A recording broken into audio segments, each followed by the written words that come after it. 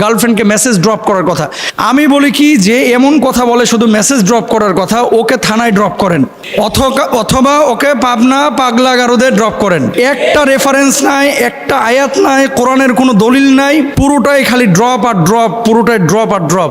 আমি এই ছেলেটাকে যেই মেসেজ ড্রপ ড্রপ বলেন, আপনিও চিনেন আমরাও চিনি, একে আলেমই মনে করি না। কোথায় থাকে? এর কি বাপ মা নাই? এর কি আত্মীয় স্বজন কেউ নাই? এর কি ওস্তাদ কেউ নাই? কোন এলাকায় সে থাকে? তাকে হয় শাসন করেন, অথবা তাকে নিয়ে গিয়ে আইনের হাতে তুলে দেন, পুলিশের হাতে তুলে দেন। আমি যে বিষয়টা আপনাদের কাছে বলতে যাচ্ছি, আপনারা আমাদের লেকচার শোনেন, ওয়াজ শোনেন, আলোচনা শোনেন। কখনো কখনো আমরা স্টুডিও ভিত্তিক ইনডোর কিছু আলোচনা করি বাসায়, আর সওয়াল জবাব করি, কখনো টেলিভিশনে প্রোগ্রাম করি, কখনো জুমার খুতবা দিই। আলেমদের কাজটা কি? আলেমদের কাজ হচ্ছে আল উলামা ওয়ারাসাতুল আম্বিয়া, যে আলেমরা হচ্ছে নবীদের ওয়ারিস, তাই না?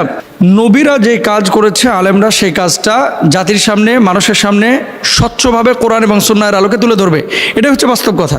এখন বর্তমানে এই সোশ্যাল মাধ্যম বা এই যুগে ফেসবুক, ইন্টারনেটে যারা আপনারা সম্পৃক্ত আছেন, আপনারা দেখেছেন যে আলহামদুলিল্লাহ এদেশে অনেক ইসলামিক স্কলার যাদের আলোচনার মাধ্যমে অনেকে অমুসলিম থেকে মুসলিম হয়েছে, অনেকে বেনামাজি থেকে নামাজি হয়েছে, অনেকে মুখলিস দায়ী হয়েছে, অনেকে তাকওয়াবান হয়েছে। আর কিছু কিছু মানুষকে ইদানিং দেখা যাচ্ছে যারা প্রেমের আলাপ ছাড়া কোনো আলাপ নাই, গার্লফ্রেন্ড বয়ফ্রেন্ডের কথা, তারপরে মনে করেন সিনেমার গল্প করা, তারপরে ফুটবলের গল্প করা, এই যে এই ধরনের অনেক বিষয়গুলো তারা বিভিন্নভাবে বিভিন্ন উপায়ে দর্শকদের সামনে, মানুষের সামনে, জাতির সামনে পেশ করছে। আল্লাহর নামে হলফ করে বলছে, আমি 3 বার বলতেছি, আল্লাহর কসম, আল্লাহর কসম, আল্লাহর কসম, আজকে ওমরের জামানা যদি থাকতো, তাহলে হয়তোবা যে অপরাধী এইভাবে ইসলামকে কটাক্ষ করছে, হাসির পাত্র বানাচ্ছে, তাকে হয়তোবা ওমর রাদিয়াল্লাহু তাআলা আনহু কড়া শাসনের মুখোমুখি করে হয় জেলখানায় পুরে দিতেন, অথবা তাকে কতল করে ফেলতেন। এরকম যারা ইসলামকে তামাশার পাত্র বানায়, ইসলামকে তামাশার পাত্র বানায়, যারা এই কথাগুলো বলতেছে, কখনো ব্রাজিলের কথা বলতেছে, আর্জেন্টিনার কথা বলতেছে, মানে কিভাবে, যারা আজকে সকালবেলায় তোমরা খেলা দেখেছো, আবার বলতেছে যে গার্লফ্রেন্ডকে মেসেজ ড্রপ করার কথা। আমি বলি কি, যে এমন কথা বলে শুধু মেসেজ ড্রপ করার কথা, ওকে থানায় ড্রপ করেন, অথবা ওকে পাবনা পাগলা গারদে ড্রপ করেন। একটা রেফারেন্স নাই, একটা আয়াত নাই, কোরআনের কোনো দলিল নাই, পুরোটাই খালি ড্রপ আর ড্রপ, পুরোটাই ড্রপ আর ড্রপ। ইসলাম কি বলে? জায়েজ আছে এই সমস্ত বিষয়? আরে আপনি সিনেমার একটা কথা বললেন যে অমুক সিনেমা এই ঈদে মুক্তি পেয়েছে, আপনি যখন এই সিনেমার নেগেটিভ 4-5টা বিষয় বলবেন, অনেক শ্রোতা আছে এটা ক্লিক করে দেখতে চাইবে যে আসলে হুজুর এটা বলেছে, একটু খুলে দেখি না কি আছে আসলে, তার মানে আপনি উৎসাহিত করেছেন। আমি বলি, রাসূল আকরাম সাল্লাল্লাহু আলাইহি ওয়াসাল্লাম এই সমস্ত আলেমদেরকে, দায়ীদেরকে, যারা এমন কাজ করেছেন, তাদেরকে কি বলেছেন একটু দেখেন। এরা দাজ্জালের চাইতে মারাত্মক। জোরে সরে বলেন নাউজুবিল্লাহ। আল্লাহর হাবিব সাল্লাল্লাহু আলাইহি ওয়াসাল্লাম এদেরকে দাজ্জালের চাইতেও মারাত্মক বলেছেন।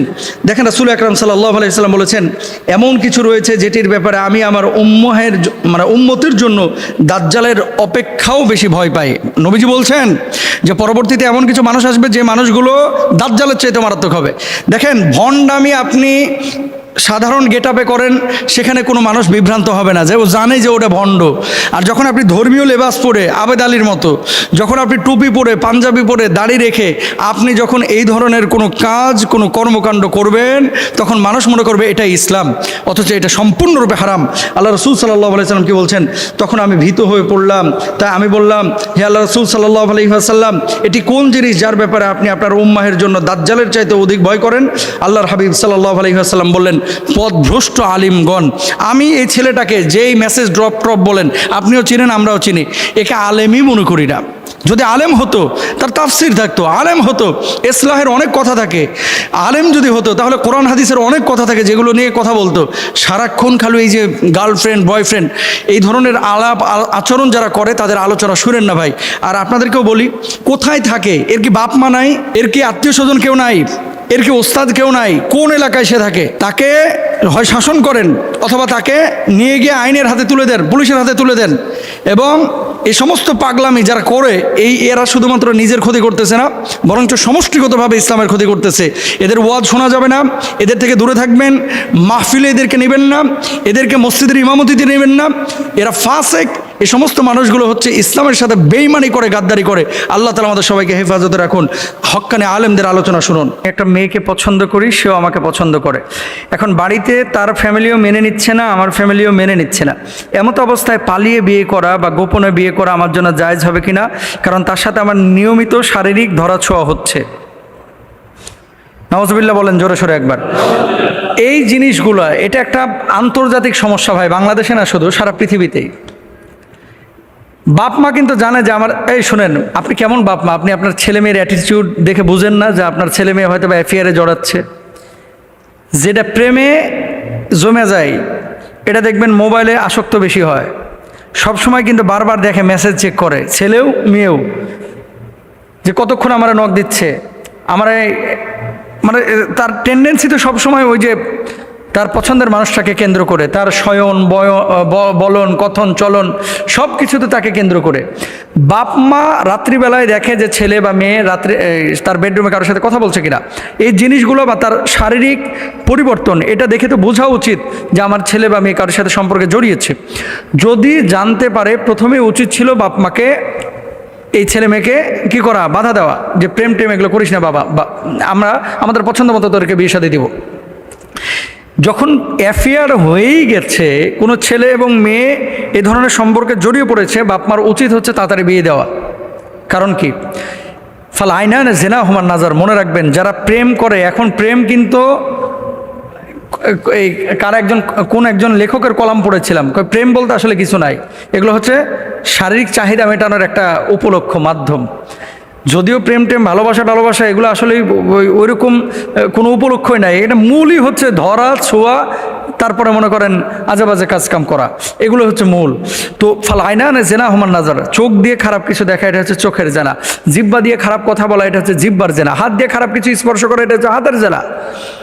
এখন বাপ মার উচিত যখনই বুঝেছে তখন বাধা দেওয়া, বাধা দেয় নাই, প্রেমটা জমে গেছে, এখন ছেলেমেয়েরা জেনাহের মধ্যে নিয়মিত লিপ্ত হচ্ছে, এমন অবস্থায় বাপ মার উচিত বিয়ে দিয়ে দেওয়া। এখন বাপ মা যদি সেক্ষেত্রে মেনে না নেয় যে আমার এই চৌধুরী বাড়ির সাথে অমুক বাড়ির বিয়ে সাথে আমি মানতে পারবো না, এরকম যদি হয়ে থাকে, ছেলে মেয়ে পালিয়ে বিয়ে করতে পারবে কি না? দুইটা মাসালা। এক নাম্বার, ছেলেও অ্যাডাল্ট মেয়েও অ্যাডাল্ট। ছেলে বউ পালার মতো তার ফাইন্যান্সিয়াল ক্যাপাসিটি আছে, ফিজিক্যাল ক্যাপাসিটি আছে, এবং সেই মেয়েটার ভরণ পোষণ, তার সামাজিক নিরাপত্তা, পারিবারিক নিরাপত্তা সব কিছু ছেলেটা দিতে পারবে, এবং সে যথেষ্ট মানে পয়সাওয়ালাও, বউ পালার মতো তার যোগ্যতা আছে। এমন তো অবস্থায় জেনা থেকে বাঁচার জন্য যদি পালায়া বিয়ে করে, কোনো স্কলার বলছেন এই বিয়েটা জায়েজ, কোনো স্কলার বলছেন এই বিয়েটা জায়েজ। কারণ আল্লাহ রাসূল সাল্লাল্লাহু আলাইহি ওয়াসাল্লামের কাছে এক মহিলা এসে বলছে, আল্লাহ নবী, আমার চাচাতো ভাইয়ের সাথে আমার বাপ জোর করে বিয়ে দিচ্ছে, আমি তো তারা পছন্দ করি না। আল্লাহ নবী বললেন যে তুমি চাইলে বিয়েটা রাখতেও পারো, চাইলে বিয়েটা ভেঙেও দিতে পারো। নবীজি আবার আরেকটা হাদিসের মধ্যে কি বলছে খেয়াল করেন, আইয়ুম আমরাতিন নাকাহাত বিগাইরি ইজনি ওয়ালিহা ফানিকাহুহা বাতিলুন বাতিলুন বাতিলুন। নবীজি তিনবার বলেছেন এই কথা, যে কেউ যদি পিতামাতার অনুমতি ছাড়া কোনো মেয়ে বিয়ে করে, তার বিয়েটা বাতিল বাতিল বাতিল। এখন সিচুয়েশনটা আপনাকে বুঝতে হবে। পরে ক্লাস 8-এ প্রেম করে এখনই বিয়ের লাগে পাগল অনেক ছেলেরা আছে, তো বিয়ে করে তুই খাওয়াবি কি? ও 4